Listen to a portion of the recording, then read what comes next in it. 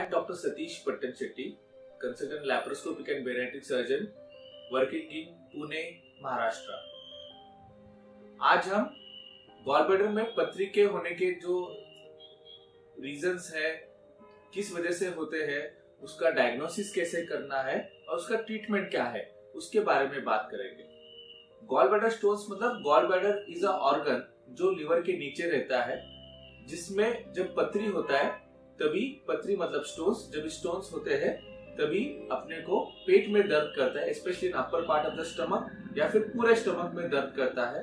उसकी वजह से उल्टियां होती है, स्पेशली आफ्टर खाना खाने के बाद, specially after eating fatty food या तली हुई चीजें खाने के बाद अपने को वो पेट में दर्द होता है एंड उसकी वजह से उल्टियां भी होती है। जब गॉल स्टोन्स होते हैं या गॉल ब्लैडर में पथरी होते हैं तभी वो स्टोन्स अगर नीचे गए, पित्त के नली में गए या फिर पैंक्रियास के नली के यहाँ अगर ऑब्स्ट्रक्ट किया तो फिर ऑब्स्ट्रक्टिव जॉन्डिस या फिर पैंक्रियाटिस भी हो सकता है, जो काफी हानिकारक होता है और उसमें और एक्स्ट्रा प्रोसीजर करने पड़ते हैं, जिसकी वजह से पित्त की नली का या फिर पैंक्रियाटिक डक्ट के नली का स्टोन्स भी निकालना पड़ता है और गॉल ब्लैडर का भी ऑपरेशन करना पड़ता है। इसका डायग्नोसिस कैसे होता है? जब भी आपको हमेशा पेट में दर्द होता है तो आपने डॉक्टर के पास जाना चाहिए और डॉक्टर की सलाह से आपने आपके पेट का सोनोग्राफी करके लेना चाहिए, जिसको हम यूएसजी एब्डोमिनल पेल्विस बोलते हैं। आपके पेट का सोनोग्राफी में आपको पथरी में स्टोन्स है या नहीं है वो पता चलता है। आपके पथरी के जो स्टोन साइज है वो पता चलता है, वो 2 mm का है, 5 mm का है, 10 mm का है या फिर 20 mm है या उससे ज्यादा है। वो कितने नंबर ऑफ स्टोन्स कितने वो पता चलता है। वो जो पथरी है वो पित्त के थैली में है, पित्त के नली में है या फिर नीचे आगे पैंक्रियाटिक डक्ट के नली में, वो भी पता चलता है, क्योंकि उस हिसाब से अपने को ट्रीटमेंट भी देखना पड़ता है। ये जो पित्त की पथरी है, पित्त के थैली में जो पथरी होते हैं वो सीटी स्कैन से ज्यादा एमआरआई मतलब एमआरसीपी या फिर सोनोग्राफी में ज्यादा अच्छी तरह से दिखते हैं। कभी कभी सीटी स्कैन में मिस हो सकते हैं, लेकिन एमआरआई या फिर सोनोग्राफी में मिस होना बहुत मुश्किल है। इसलिए पित्त की थैली में जब पथरी होता है तो सोनोग्राफी या फिर एमआरआई करना ही जरूरी रहता है। उसके बाद हम कुछ ब्लड टेस्ट भी करते हैं, जैसे हीमोग्राम करते हैं, आपकी लिवर फंक्शन टेस्ट मतलब आपका बिलिरुबिन कितना है उसकी जांच करते हैं। ये सब जांच सब नॉर्मल रहेगा तो हम पित्त के थैली का ऑपरेशन करते हैं। बहुत सारे पेशेंट हमेशा पूछते हैं कि आप पथरी निकालेंगे या पित्त की थैली निकालेंगे।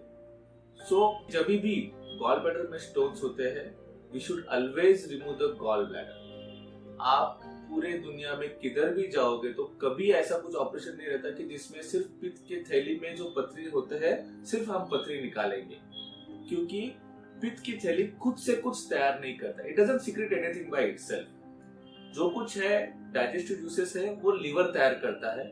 लीवर में से गॉल ब्लैडर या पित्त की थैली में आके उधर सैचुरेट होता है या कॉन्सेंट्रेट होता है। तो जब भी हम फैटी फूड खाते हैं या फिर तली हुई चीजें खाते हैं तो स्टमक से गॉल ब्लैडर को एक सिग्नल जाता है कि मैंने तली हुई चीजें खाई है। तो वो जो कॉन्सेंट्रेटेड बाइल है या डाइजेस्टिव जूस है वो गॉल ब्लैडर में से कॉन्ट्रैक्ट होके वो नीचे आके इंटेस्टाइन में जाता है और उससे आपका फैटी फूड का डाइजेशन होता है। इसलिए पित्त की थैली खुद से कुछ तैयार नहीं करता है। जब भी हम पित्त की थैली में पथरी होता है तो हम पित्त की थैली ही निकालते, क्योंकि पित्त की थैली जो कॉन्ट्रैक्शन होता है वो बराबर से नहीं होता है या फिर पित्त की थैली बराबर से काम नहीं करती है, इसलिए उसमें पथरी होता है। इसलिए जब भी गॉल स्टोन्स या पित्त की थैली में पथरी होता है, we always remove the gall bladder, we never remove only the stones. और ये सब ऑपरेशन हम दूरबीन से करते हैं। दूरबीन से मतलब पेट के ऊपर सिर्फ 4 छोटे छोटे होल्स रहते हैं जो मिनिमल इन्वेजिव सर्जरी या फिर लैप्रोस्कोपिक कोलेसिस्टेक्टोमी बोलते हैं। उससे हम ये पित्त की थैली निकालते हैं। पित्त की थैली along with the stones, along with the पथरियां हम निकालते हैं। वो एक सिर्फ आधे घंटे का सर्जरी रहता है। पूरा भूल देके हम ये ऑपरेशन करते हैं। 2 दिन में पेशेंट घर पे चला जाता है और वो जो टाके हम तो डिजॉल्विंग डालते हैं तो वो टाके भी निकालने की जरूरत नहीं रहती। So it's a simple surgery in which we complete the surgery in 30 minutes. पूरा भूल देते हैं और 2 दिन में आप घर पे चले जाते हैं। और वो पित्त की थैली जब भी हम निकालते हैं तभी हम पेशेंट को दिखाते हैं और पित्त की थैली हम बायोप्सी या हिस्टोपैथोलॉजी के लिए भेजते हैं, जिसका रिपोर्ट 5 दिन के बाद आता है। और जब भी हम पित्त की थैली विद पथरी निकालते हैं, उसके बाद उसकी वजह से जो कुछ तकलीफ है वो कभी भी होता नहीं है, and patient is completely cured of gallstones for the whole life. इसलिए मैं हमेशा बोलूंगा कि जब भी आपको पेट में दर्द हो जाए तो डॉक्टर की सलाह से पहले आप सोनोग्राफी करके लीजिए। सोनोग्राफी में अगर पित्त की थैली में पथरी रहेंगे तो किसी सर्जन के पास, लैप्रोस्कोपिक सर्जन के पास जाके वो दूरबीन से वो पित्त की थैली निकालना ही उसका कंप्लीट ट्रीटमेंट है। Thank you.